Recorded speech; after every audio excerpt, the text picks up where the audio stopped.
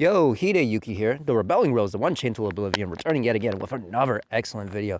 And today I just wanted to go over why I believe Mobile Suit Gundam Thunderbolt is the best Gundam manga we have. In fact, it's one of the best entries in Gundam, period, to be more precise. But anyways, with that being said, let's get straight into it, right? Gundam Thunderbolt basically takes all of the known tropes that Gundam has, right? All of the known thematics and what have you, all the known conflicts and character traits that we've seen in every other installment, and puts it to the edge. You know, with this being a seinen manga title, it really does push that as far as it can go. And yeah, I don't think there's any other Gundam series other than maybe Iron Blood Orphans that's kind of on the edge the same way Thunderbolt is. But yeah, with that being said, the actual story, right? You have the 1 year war with the Federation and with the Zeon forces, of course, going at it with each other. And you have these two pilots on each side. You have Darrell Lorenz and you have Io Fleming. And, you know, both of them are foils to each other. They represent each side. And the great thing about the two of them is they have their own distinct personality. You know, Fleming is this hothead that only cares about war and what have you. Of course, he has a soft side to him, but he's one of those type of characters that tries to put on that brave front. You know, he's about battle and action and not, you know, giving a fuck and all this. But when it really comes down to it, you know, he's emotionally scarred all throughout this series. And he's one of those insecure characters. On the other hand, Darrell is a little more humbled, and fuck, the stuff that happens to this man is just truly insane. Losing his limbs and so many of his loved ones, I mean, it's just quite insane.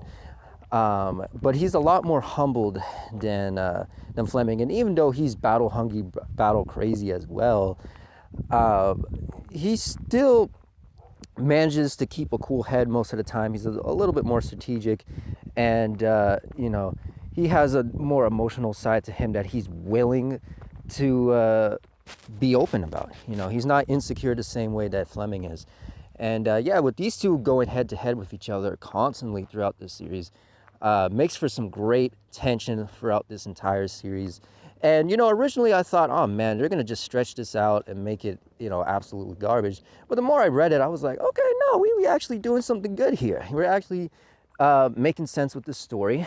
Every time they get in clash with each other, it actually makes sense. It's actually tense.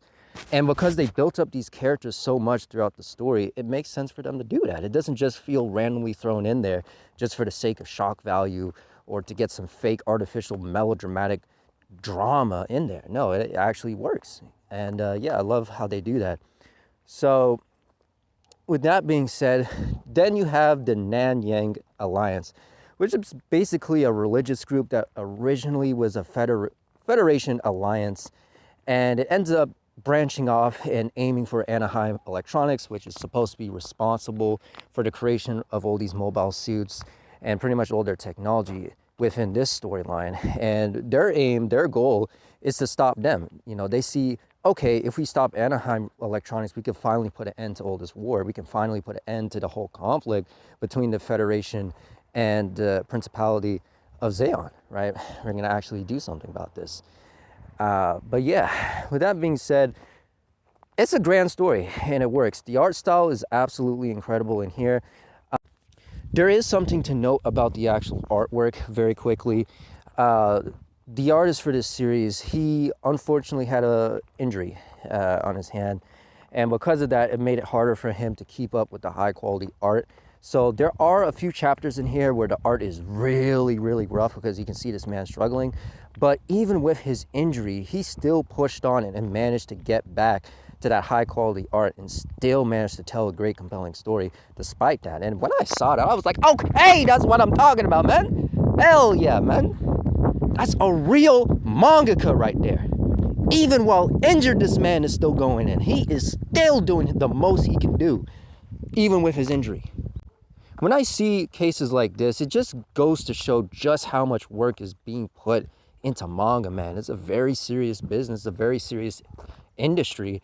And I think a lot of people take it for granted. You know, this isn't like comics where, you know, the art style is nowhere near as detailed and they get way more time to draw out everything and it's already pre-planned for the most part, especially if you're doing a limited or mini-series. But with manga, you know, they're constantly working week by week, and sometimes even on a monthly basis is way too much and straining on them. And they still push through. That's the crazy thing.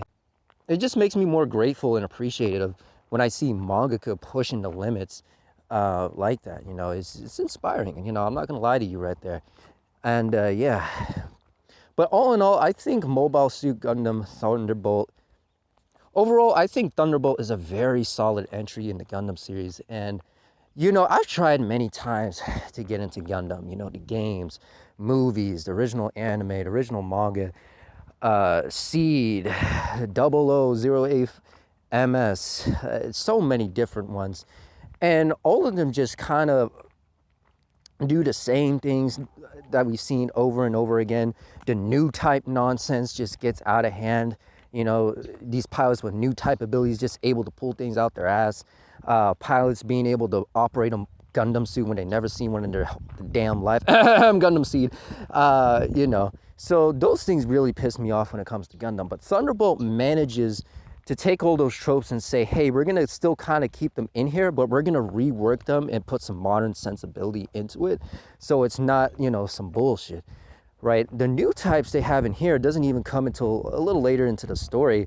And even when it is introduced, it still feels authentic. It still works within the story, especially with the Nanyang Alliance, where their leader, Lev On Fu, is a new type. You know, he was artificially created. He's a clone. And he was developing these abilities, these powers, and what have you. And it works into the story. You know, he's a foil for every other main government here, right? Every other military force here.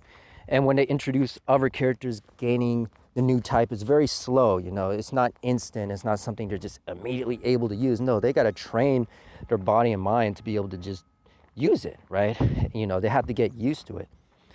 But yeah, and one other thing, a lot of the other side characters in here are quite enjoyable, especially on the Federation side.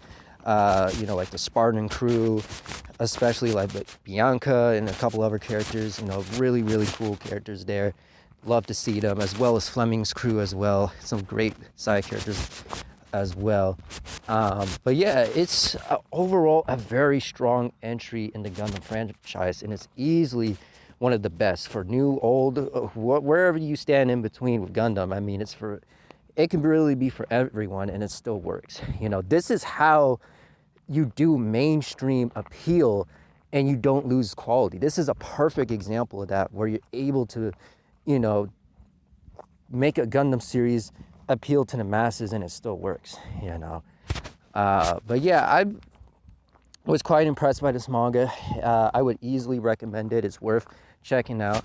Now, I'm not going to sit up here and say it's one of the greatest manga of all time. You know, I would be lying if I told you that. But it's solid. It's very solid, and it's worth reading, you know. But with that being said, Hideyuki here, the Rebelling Rose, and until next time, I'll see you.